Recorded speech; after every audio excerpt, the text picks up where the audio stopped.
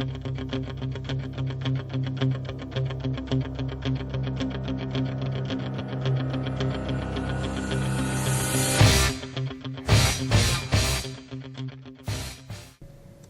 to Eye on the Tigers News. I'm Jolie Pilo. Thanks for being with us today for the news we've been watching for you. The White House scrambled Monday to walk back UN Ambassador Nikki Haley's weekend announcement that new economic sanctions against Russia are imminent, but stressed the penalties are still being considered. Haley created a firestorm Sunday when she said the new sanctions would be imposed by the Treasury Department on Monday when, in fact, no such announcement was planned, according to two officials familiar with the matter.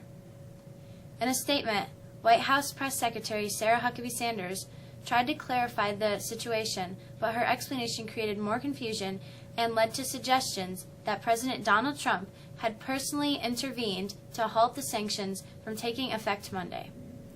Other reports said that Trump was angry about the proposed sanctions. Syrian and Russian authorities prevented independent investigators from going to the scene of a suspected chemical attack, the head of the chemical watchdog group said Monday, blocking international efforts to establish what happened and who was to blame. The U.S. and France say they have evidence that poison gas was used in the April 7th attack in the opposition-held town of Douma, killing dozens of people, and that Syrian President Bashar Assad's military was behind it. Syria and its ally Russia deny any chemical attack took place, and Russian officials went even further, accusing Britain of staging a fake chemical attack. British Prime Minister Theresa May accused the two countries, whose forces now control the town east of Damascus, of trying to cover up evidence. A legal fight over what should happen to records the FBI seized from President Donald Trump's personnel attorney took a surprise twist Monday, when the lawyer Michael Cohen was forced to reveal a secret that he had also done legal work for Fox News host Sean Hannity. The disclosure came as a New York judge disappointed a lawyer for Trump by letting prosecutors proceed with the cataloging of evidence, including multiple electronic devices that were seized in the raids, while a system is set up to ensure that records protected by attorney-client privilege aren't disclosed to investigators. Lawyers for Cohen and prosecutors both had reason to claim success after 3 hours of arguments before U.S. District Judge Kimball Wood, who said she may appoint a special master, a neutral lawyer, to help decide which materials should stay confidential. Wood denied a request by Trump's lawyer, Johanna Hendon, that the president and Cohen get the first crack at designating which documents should be off-limits to investigators. Starbucks wants to add training for store managers on unconscious bias, CEO Kevin Johnson said Monday, as activists held more protests at a Philadelphia store where 2 black men were arrested after employees said they were trespassing. Johnson, who has called the arrests reprehensible, arrived in Philadelphia this weekend after video of the incident gained traction online. He said he hopes to meet with the 2 men in the next couple of days and apologize face-to-face. A company spokesman said the men have agreed to a meeting with Johnson, but it was not immediately known when it would take place. After a wobbly start, Dwayne Johnson muscled his way to a #1 opening for Rampage, but just barely close on its heels was the word-of-mouth sensation, A Quiet Place. In its second week in theaters, and not too far behind that, was the Blumhouse horror Truth or Dare, in a competitive weekend at the box office. Warner Brothers said Sunday that Rampage earned an estimated $34.5 million in its first weekend in North American theaters and dominated internationally too, with $114.1 million from 61 territories. Based on the classic arcade game, Rampage carried a sizable budget of at least $115 million. Although Rampage pulled in mixed reviews, audiences were more enthusiastic, giving it an A cinema score. We woke up to some heavy, wet snow this morning as the spring continues to act like winter. What can we expect for the rest of the week? Here's Ashley with the weather.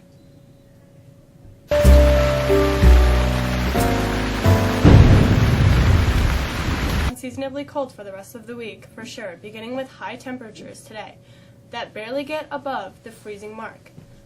Along with the cold today, we can expect on and off snow showers that won't amount to much more than a dusting. Wednesday's high will reach 40, but again clouds and rain are a good bet throughout the day, with a breeze that will make it feel much colder. We're looking at much of the same for Thursday and Friday. Although early indicators show we won't get out of the 30s, any spring weather coming? Yes. Well, a little bit. A new system looks like it will bump our temperatures close to 50 for Saturday, with mostly sunny skies, and long-range data now shows the chances of high temperatures to begin next week could be well into the 50s. That's the forecast. I'm Ashley. Have a good day. An American woman won the Boston Marathon for the first time in more than a decade. Here's Matt with sports.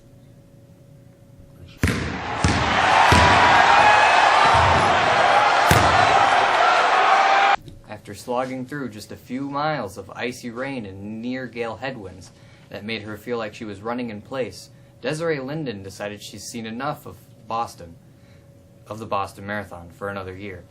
A two-time Olympian and a 2011 Boston Marathon runner-up, Linden decided to stick around despite saying later her hands were freezing.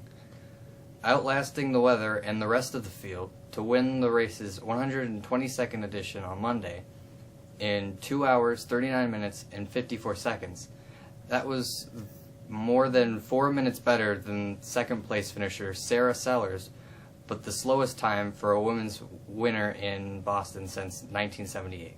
Yuki Kawauchi splashed through the pelting rain, temperatures in the mid-30s, and wind that gusted as high as 32 miles per hour to win the men's race, passing defending champion Jeffrey Kiri in the Kenmore Square to earn Japan's first Boston title since 1987, and the $150,000 first prize wearing a white windbreaker that was drenched and billowing in the wind. Kiri slowed and stumbled across the Copley Square finish line in second with 2 minutes and 25 seconds back, following by Shadrick Bewitt and 3 other U.S. men.